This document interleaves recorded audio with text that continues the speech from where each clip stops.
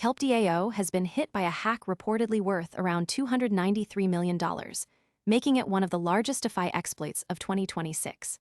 The breach targeted the protocol's cross-chain rsETH token infrastructure, triggering a cascade of effects across lending markets and prompting at least one major Bitcoin DeFi issuer to abandon its bridging provider entirely.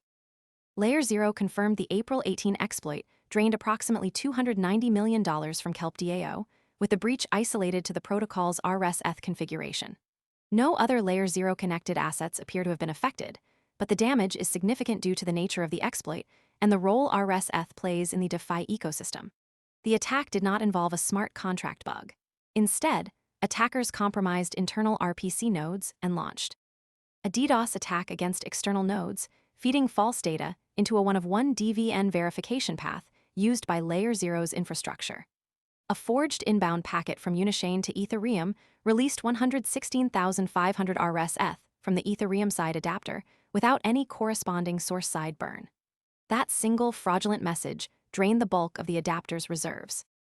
After the exploit, only 40,373 rsETH remained confirmed in the adapter against 152,577 remote chain claims, according to Aave's incident report. The gap between backing and outstanding claims is the core of the downstream damage. Chainalysis linked the attack to North Korea's Lazarus group, though that attribution remains preliminary and not a publicly adjudicated conclusion. Law enforcement became involved after the breach was detected, but the full extent of the investigation remains unclear. Most people arrive after the move is obvious and the easy upside is gone. We focus on serious crypto education and high-quality signals before the crowd rushes in, so you can understand the setup earlier and move sooner. If you want that edge, visit the link below now. KelpDAO itself has not published a postmortem, and some details, including final attribution, remain unconfirmed. This lack of transparency adds uncertainty about the broader implications of the attack and whether similar vulnerabilities exist elsewhere in the DeFi space.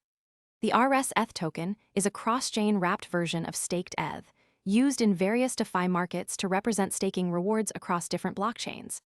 Because of its role in bridging liquidity, the exploit had ripple effects in lending platforms like Aave and Lombard, which rely on rsETH as collateral. The breach exposed the fragility of cross-chain token configurations and the risks of relying on centralized verification mechanisms within decentralized systems. This incident also raises questions about the security of Layer 0's infrastructure, which is used by multiple protocols to enable cross-chain communication. While Layer 0 claims the exploit was isolated to KelpDAO's rsETH configuration, the attack highlights the potential for similar breaches in other protocols using the same infrastructure. The fact that a single fraudulent message could drain such a large amount of value suggests that the system's verification process may have been insufficiently secured. The financial impact of the exploit is not limited to KelpDAO. Aave reported that the gap between rsETH backing and claims has led to liquidity concerns in its lending markets, prompting the platform to reassess its bridging strategy. Some DeFi issuers have already taken steps to mitigate exposure, including halting the use of certain bridging providers. This shift could lead to broader changes in how cross-chain tokens are handled in the DeFi space, with a potential increase in on-chain verification and a reduction in reliance on off-chain or centralized verification methods. The attribution of the attack to the Lazarus group is a significant development, though preliminary. North Korean-linked groups have been involved in several high-profile crypto exploits in the past, and their involvement in this case could indicate a growing trend of state-sponsored attacks targeting DeFi protocols. If confirmed, this would raise concerns about the geopolitical risks associated with DeFi and the potential for crypto to be used as a tool for economic coercion or sanctions evasion. KelpDAO's lack of a detailed postmortem report is a point of concern for investors and analysts, without a clear explanation of how. Most people arrive after the move is obvious and the easy upside is gone. We focus on serious crypto education and high-quality signals before the crowd rushes in, so you can understand the setup earlier and move sooner. If you want that edge, visit the link below now. The breach occurred, and what steps are being taken to prevent future incidents. The market's confidence in the protocol and its infrastructure could be further eroded.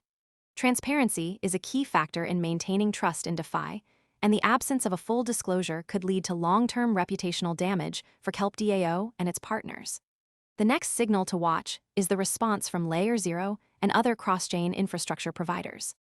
If they implement stronger verification mechanisms or introduce new security protocols, it could signal a broader industry shift toward more robust cross-chain communication.